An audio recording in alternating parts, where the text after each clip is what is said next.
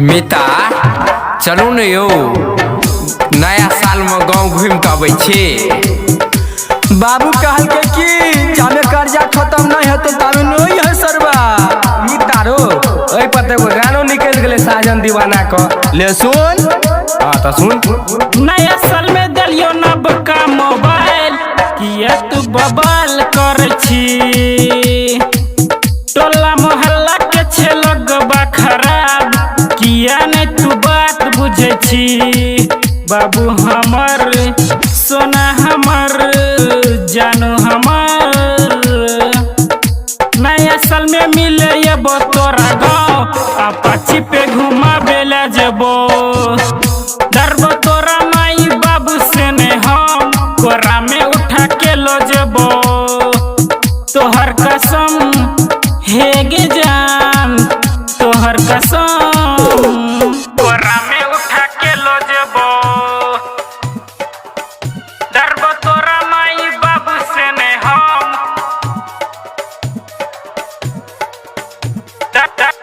डरबो तोरा माई बाबू से ने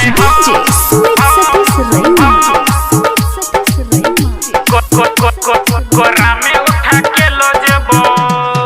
नया साल में नया जेका करबो तोरा से हम प्यार गे कहे छियो खाके तोहर कसम करबो नहीं बदनाम गे। नया साल में नहीं मनबोगे कोनो सरबस नहीं डरबोगे हमरा पर रख विश्वास गे विश्वास। नया साल में दलियो नब का मोबाइल किया तू बवाल कर छी। टोला मोहल्ला के छे लगबा खराब किया ने तू बात बुझे छी। डरबो तोरा माई बाबू से ने हम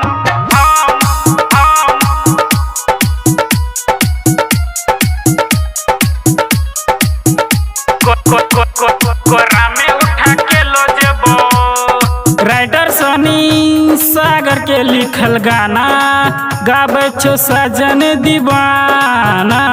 सिकंदर बेचन आस लगौने सोहन कर छो विश्वास गए। मिल भी नहीं तो मरबोगे फसरी लगा के ओइ पर चढ़बोगे। कहे छिया जुदाई के बात गे बात। नया साल मनेबो तोरे संग खाके कहे छियो गे कसम। कहियो ये तो ने जुदाई के गम खाके कहे छियो गे कसम। हे गे जान